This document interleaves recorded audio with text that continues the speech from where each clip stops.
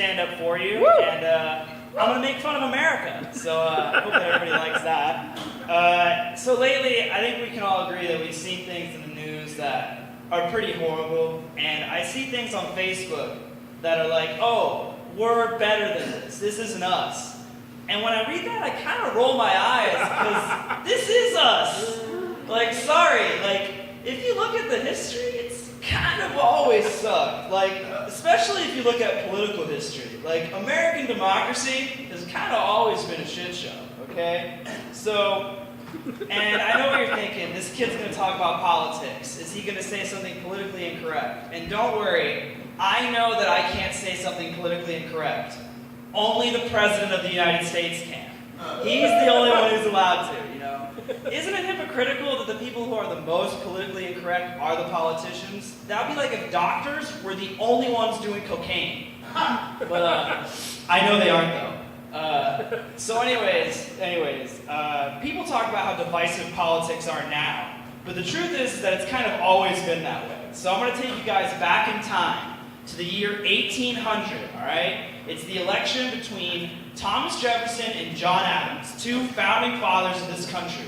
And these two acted like middle schoolers during this election. All right, so Thomas Jefferson actually went to the newspaper and said, hey guys, John Adams is a hermaphrodite. That's right, has the parts of both a boy and a girl. That's real, that happened. And then John Adams read about this in the newspaper and was like, well, screw you, Jefferson. So John Adams went to the newspaper and said that Thomas Jefferson had died. Thomas Jefferson was perfectly okay, but John Adams told the newspaper that he died, and they published it. So people actually thought that Thomas Jefferson had died. His campaign slogan was literally, vote for me, I'm alive. That's better than the other guy. Like literally, this is literally like grade school stuff. And you've got to admit, both of those things sound like Trump tweets. Like, you could totally wake up tomorrow and see Michael Cohen is a hermaphrodite. He has the parts of both a boy and a girl. I know, I tried to touch them. And Paul Ryan is deceased. His career is done. Vote for me. I'm alive. You know? And at least we're not getting violent now. Because back in the 1800s, we got violent. Like, I don't know if you guys have read about this, but in Congress, they would literally beat each other to death with canes during debates. Like, could you imagine if Mitch McConnell today, with his turtleneck, like, I've had enough of your slander, Chuck Schumer, and just ends it right there on the Senate floor? Like, my God, okay? And do you know how issues got solved in the 1800s? Duels! Literal duels. They lined up across the way from each other and shot each other. Like, imagine if that was done today. Like, all right, winner gets to pick the next Supreme Court justice. Bam! Okay? The Vice President of the United States, Aaron Burr, shot the Secretary of the Treasury, Alexander Hamilton, to death. Could you imagine if in the 21st century the Vice President shot someone? Oh, wait, I think I can. Sorry, Dick, I forgot about you.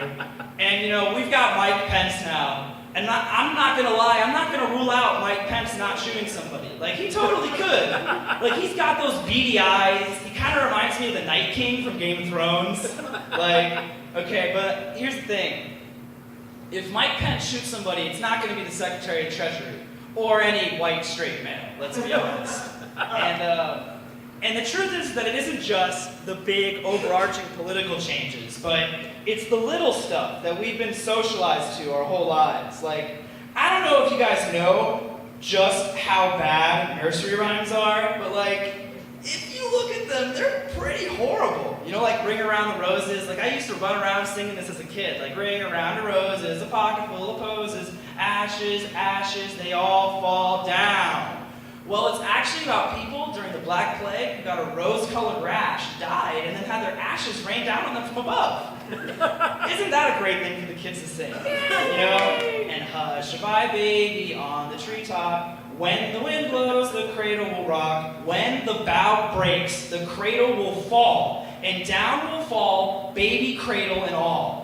Yeah, your child's going to sleep great that night with the thought of a baby falling out of a tree, okay? It's raining, it's pouring, the old man is snoring. He got out of bed and bumped his head and couldn't get up in the morning. CTE and concussions are a serious issue. The old man just died, and all anybody wants to know about is the weather. Really? London Bridge is falling down, falling down, falling down. Well, if you open a history book, you find out that London Bridge is falling down because Vikings are pillaging the city and murdering everyone they see. Okay? And this isn't just nursery rhymes either. We see it in all forms of entertainment. Okay? Donald Duck, for decades, has walked around his nephews. Shirt, no pants. No pants, and nobody seems to care. In Sleeping Beauty, Prince Charming finds a passed-out princess and kisses her, okay? She's not going to wake up and marry him. She's going to wake up and prosecute him. That's a crime, people, okay? SpongeBob and his friends are talking sea creatures. Do we think that happened naturally? No, no, no, no, no. There are theories that Bikini Bottom was an area of the Pacific Ocean that had pollution and radiation go down there. And that's why all the sea creatures can talk, and that's why SpongeBob lives in a pineapple, okay? So basically what I'm trying to say, you know, if a stupid stand-up show can have any meaning to it, is that the problems that we have right now in our society, they didn't just happen. They have historical and structural causes. And precedent. Thank you.